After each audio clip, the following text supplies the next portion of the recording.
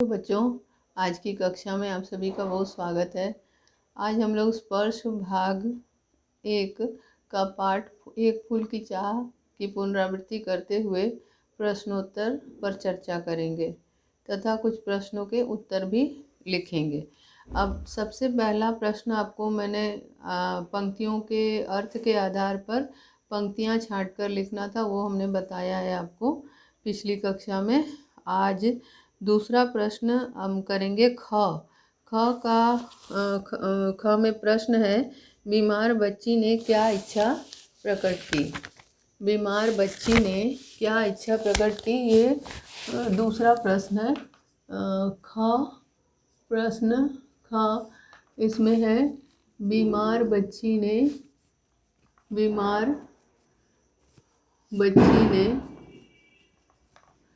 क्या इच्छा प्रकट की, ये प्रश्न है ख वाला। अब हम इसका उत्तर लिखेंगे। जैसा कि हमने पाठ पढ़ते हुए आपको बताया कि बीमार बच्ची ने ये इच्छा प्रकट की कि उसे माता के प्रसाद का एक फूल उसका पिता ला कर दे। ये इच्छा थी उसकी, शायद उसे कोई डर सता रहा था और इसके कारण उसे लगा कि वह जो है माता के प्रसाद का फूल अगर पा जाए तो वह स्वस्थ हो जाएगी। अब हम इस प्रश्न के उत्तर को लिखेंगे। एक बच्ची बीमार बच्ची सुखिया, लिखे बीमार बच्ची सुखिया, बच्ची का नाम था सुखिया। बीमार बच्ची सुखिया जो कि महामारी के चपेट में आ गई थी, महामारी के चपेट में आ गई थी।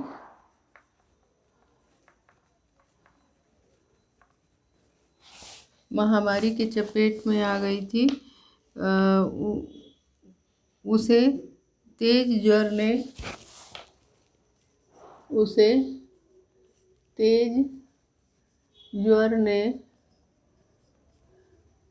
जकड़ लिया था। उसे तेज ज्वर ने जकड़ लिया था। उसे तेज ज्वर ने जकड़ लिया था। ज्वर की तीव्रता के कारण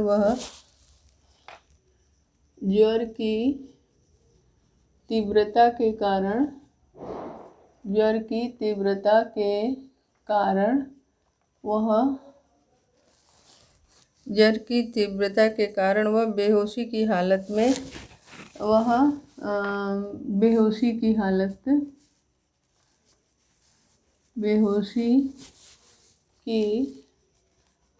में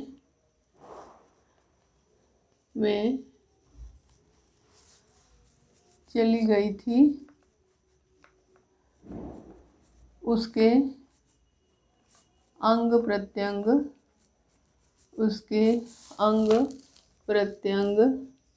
शिथिल हो चुके थे। उसके अंग प्रत्यंग शिथिल हो चुके थे और उसी अवस्था में वह अपने पिता से बोली। उसी अवस्था में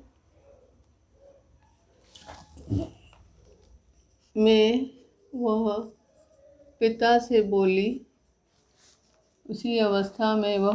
से बोली,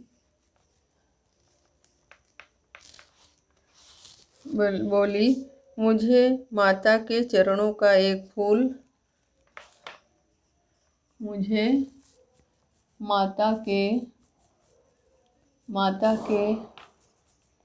चरणों का एक फूल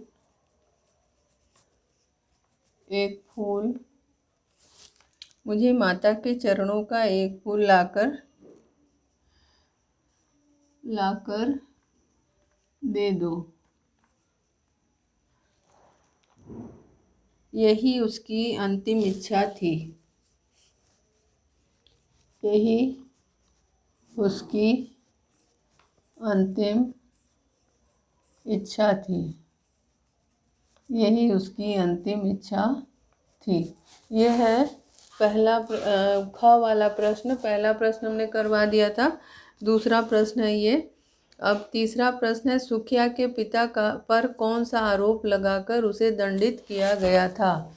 प्रश्न ग, सुखिया के पिता का सुखिया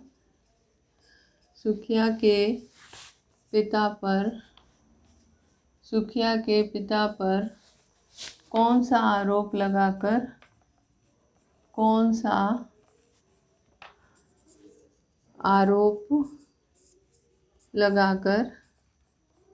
लगाकर उसे दंडित किया गया था।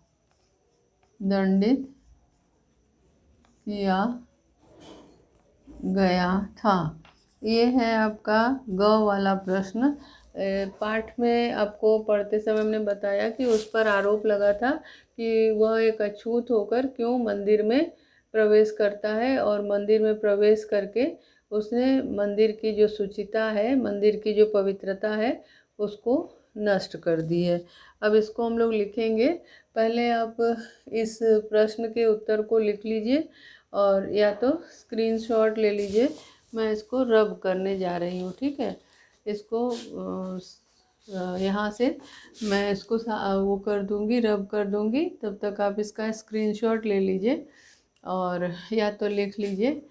और इस प्रश्न के ग वाले प्रश्न का उत्तर ये होगा कि हाँ, सुखिया के पिता पर ये आरोप लगा था कि उसने अछूत होकर मंदिर में क्यों प्रवेश किया, और मंदिर में प्रवेश करके उसने चिरकालिक शुचिता को नष्ट कर दिया। ठीक है। अब एक प्रश्न हमने लिखा है, सुखिया के पिता पर कौन सा आरोप लगाकर उसे दंडित किया गया था। इसका उत्तर हमने बताया। अब हम लोग इस उत्तर को लिखेंगे। सुखिया का पिता उत्तर लिखिए ग। सुखिया का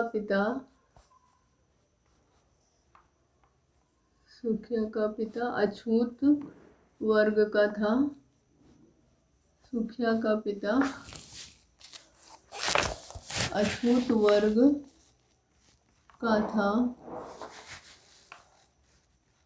सुखिया का पिता अछूत वर्ग का था। मंदिर जैसे पवित्र स्थलों पर उसका जाना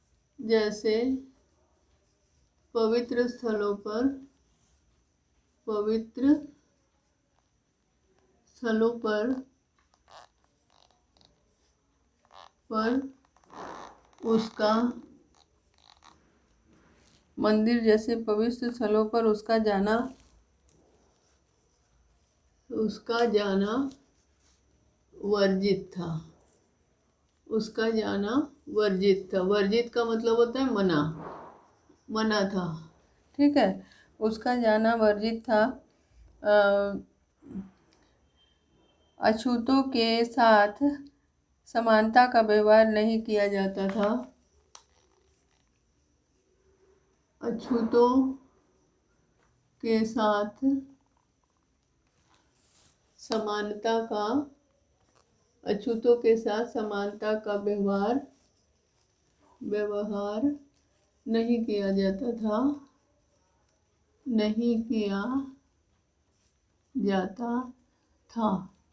अछूतों के साथ समानता का व्यवहार नहीं किया जाता था। और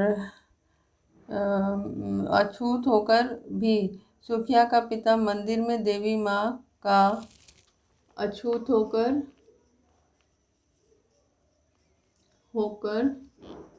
सुखिया का पिता मंदिर में देवी माँ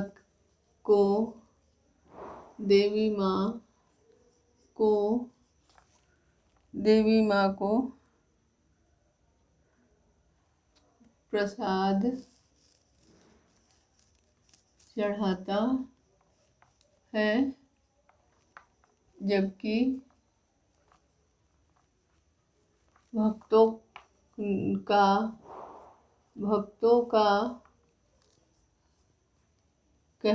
मानना था कि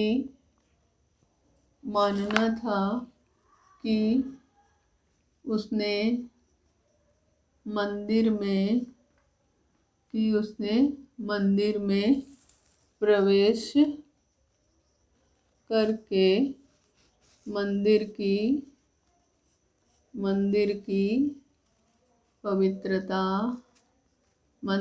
पवित्रता को नष्ट कर उसने मंदिर की पवित्रता को नष्ट कर दी। एक प्रकार से यह देवी माँ का अपमान था।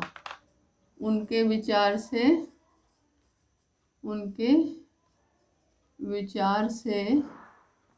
ये देवी माँ का अपमान था। उनके विचार से यह देवी माँ का अपमान था।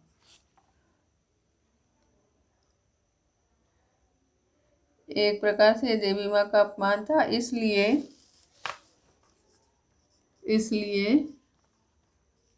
उसे न्यायालय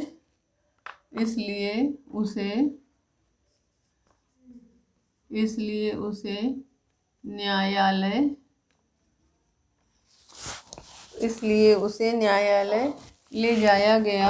अब मैं प्रश्न रब कर देती हूँ आपका ये, और इसी के स्थान पे लिख देती हूँ। अंतिम पंक्ति है, इसलिए उसे न्यायालय ले जाया गया और इसी आरोप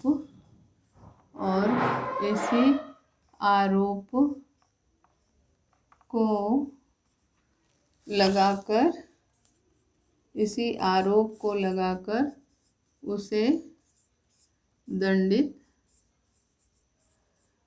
भी किया गया। ये है आपके ग का उत्तर। इसी आरोप को लगाकर उसे दंडित किया गया। अब एक बार प्रश्न आपका उत्तर पढ़ के सुना दे रही हूँ। सुखिया का पिता अछूत वर्ग का था। मंदिर जैसे पवित्र स्थलों पर उसका जाना वर्जित था। अछूतों के साथ समानता का व्यवहार नहीं किया जाता था। अछूत होकर सुखिया मंदिर में देवी माँ को प्रसाद चढ़ा। सुखिया का पिता, यहाँ पे एक शब्द छूट गया है। अछूत होकर वह, यानी कि सुखिया का पिता अछूत होकर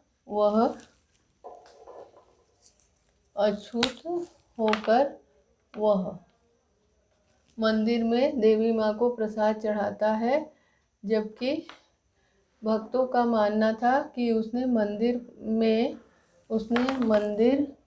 में प्रवेश कर मंदिर की पवित्रता को नष्ट कर दी है। उनके विचार से ये देवी माँ का अपमान था, इसलिए उसे न्यायालय ले जाया गया और इसी आरोप को लगाकर उसे दंडित भी किया गया। ये है आपके ग का उत्तर। ठीक है, अब हम लोग अगला प्रश्न करते हैं। अगला प्रश्न है आपकी पाठ्य पुस्तक का घ, जिसमें ये पूछा गया है कि जेल से छूटने के बाद सुखिया के पिता ने अपनी बच्ची को किस रूप में पाया। कविता पढ़ के आपने जाना कि जेल से छूटने के बाद जब सुखिया का पिता घर को आता है तो उसे एक तो घर आने के लिए उसके कदम नहीं उठते थे, और उसके पश्चात जब घर वो आता है तो उसे पता चलता है कि उसकी बेटी मर चुकी है और उसका अंतिम संस्कार हो चुका है। वो दौड़कर मरघट को जाता है, जहाँ उसे अपनी बेटी राख की ढेरी के रूप में मिलती है। अब हम लोग इसी उत्तर को लिखेंगे। ठीक है। अब हम लोग चौथा प्रश्न घ करेंगे। जेल से छूटने के बाद सुखिया के पिता ने अपनी बच्ची को किस रूप में पाया। आप कविता में आपने पढ़ा कि जेल से छूटने के बाद सुखिया के पिता ने अपनी बच्ची को राख के ढेर के रूप में पाया। अब हम लोग इसका उत्तर लिखेंगे कि जेल से छूटने के बाद उसने अपनी बच्ची को जेल से छूटने के बाद जेल से छूटने के बाद उसने अपनी बच्ची को घर में नहीं पाया। जब घर में नहीं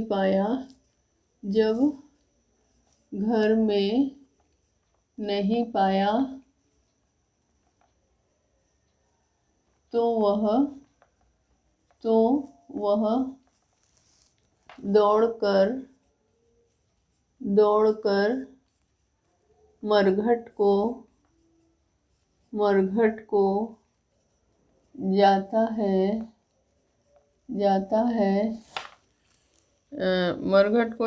है उसके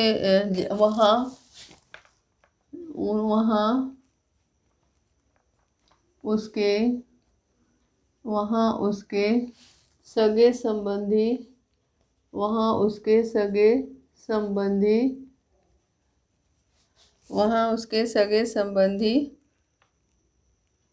पहले ही उस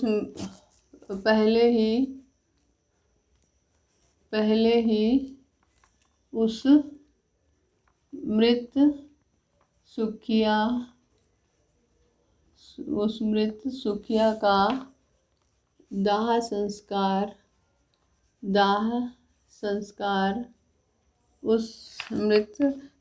का दाह संस्कार कर चुके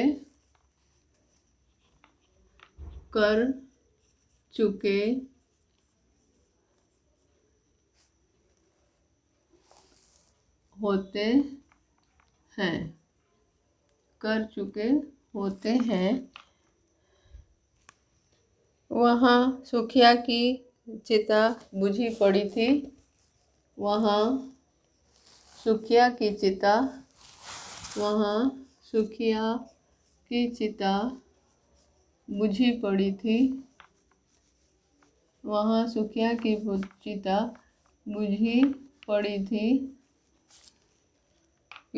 बुझी पड़ी थी। उसकी फूल सी कोमल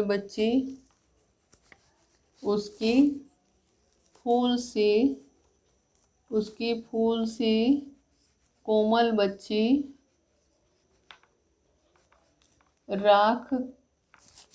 राख की ढेरी के रूप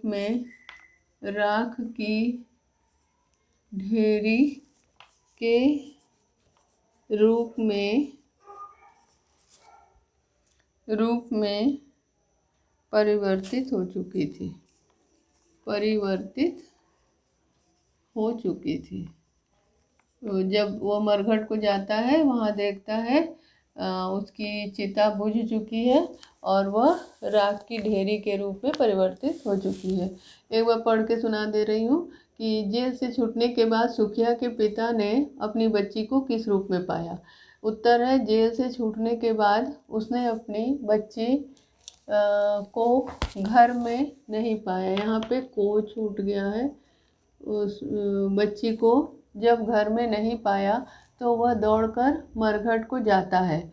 वहाँ उसके सगे संबंधी पहले ही उस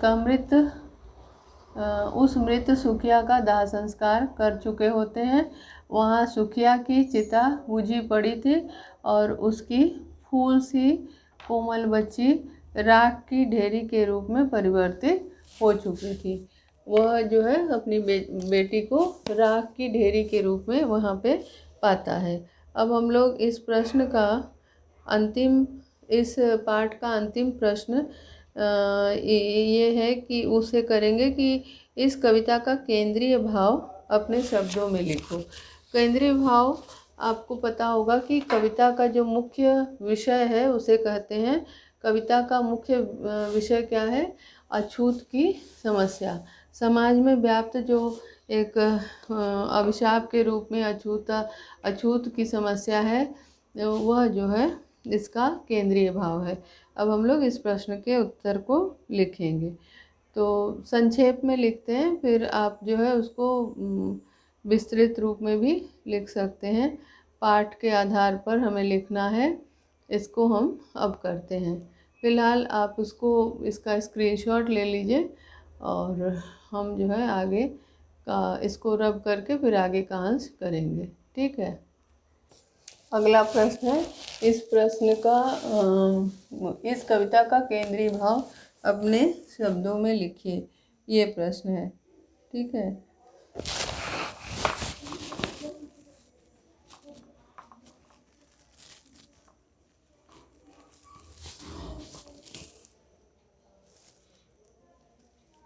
इसका उत्तर है, इस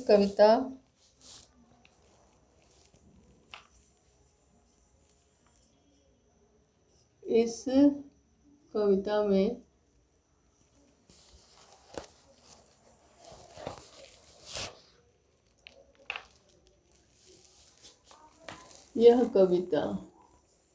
यह कविता छुआछूत की समस्या पर केंद्रित है। यह कविता छुआछूत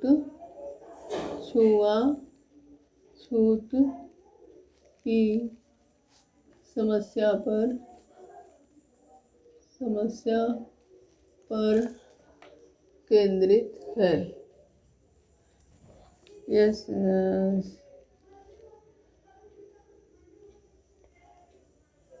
केंद्रित है। एक मरणासन अछूत कन्या के मन में एक मरणासन अछूत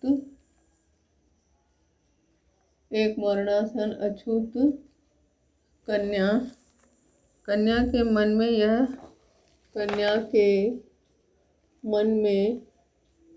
यह चाह उठती है कि कोई उसे देवी माता कोई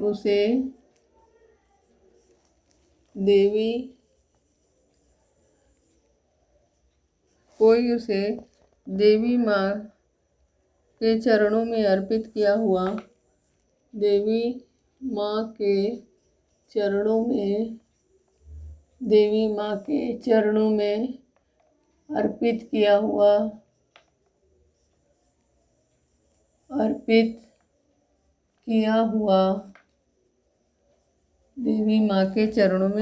किया हुआ एक फूल लाकर दे दे। एक फूल लाकर दे दे।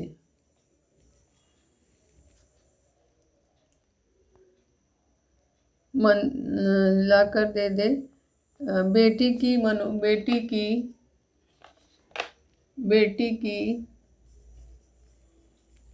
इस इच्छा को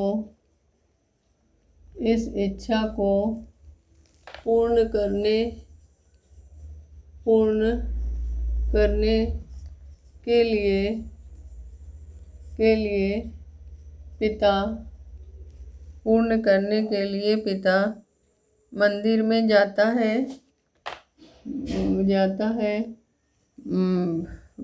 करने के लिए पिता मंदिर में जाता है, परंतु अन्य भक्तों के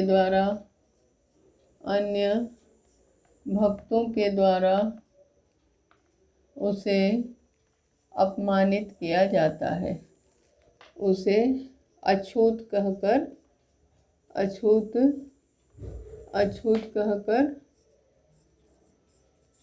अपमानित किया जाता है, अपमानित किया जाता है, उसे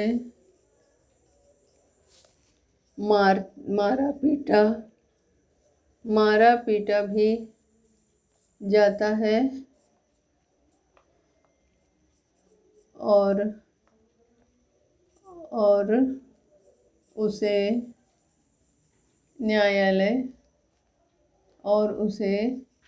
न्यायालय ले जाते हैं, जहाँ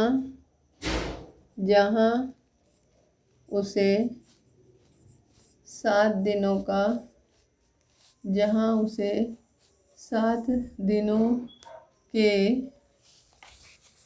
कारावास की सजा होती है।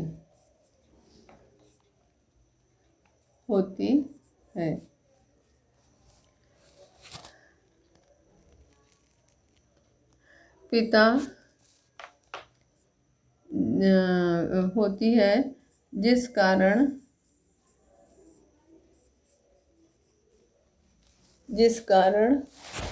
एक पिता अपनी बेटी को न देख पाता है और न तो उसकी अंतिम इच्छा पूरी कर पाता है। इस मार्मिक दशा का चित्रण इस कविता में किया गया है। आगे का अंश में आगे ऊपर लिखती हूँ, इसको रब कर देती हूँ और आगे का अंश आपको लिख करके ये प्रश्न पूरा कर दूँगी। ठीक है, तो सबसे पहले यहाँ पे ये सजा होती है, जिस कारण आगे का लिखिए, जिस कारण एक पिता अपनी बेटी की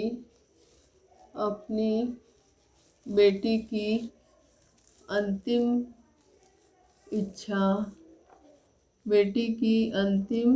इच्छा पूरी नहीं कर पाता,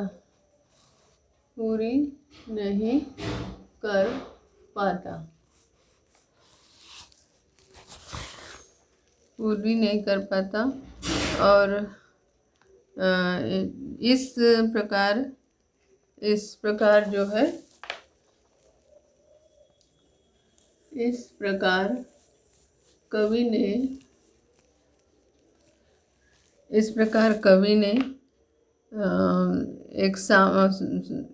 ने सुखिया के पिता को सामाजिक अन्याय का शिकार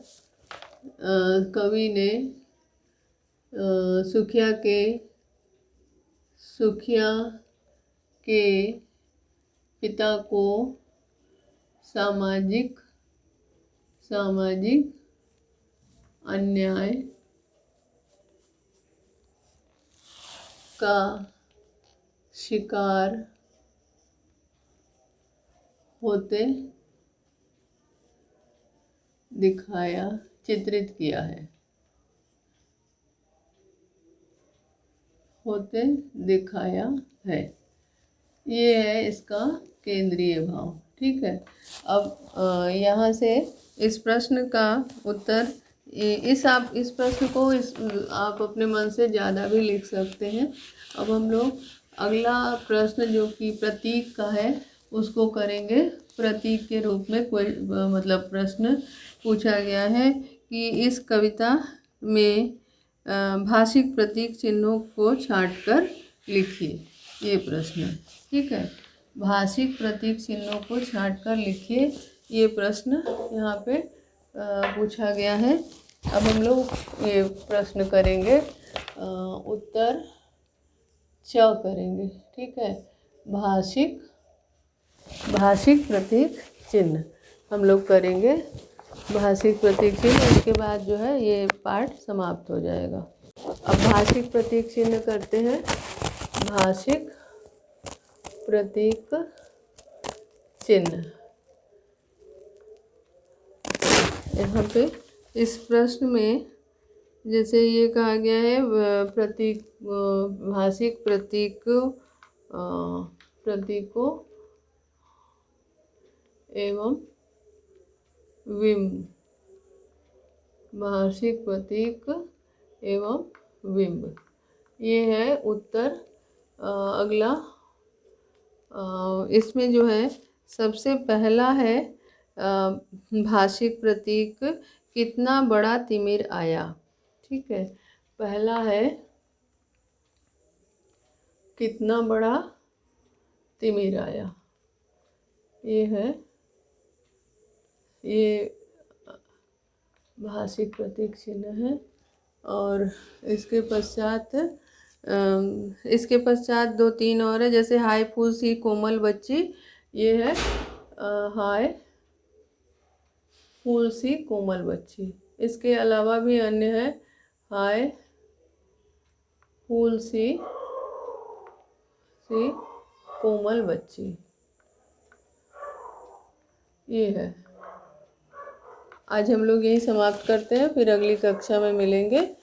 धन्यवाद।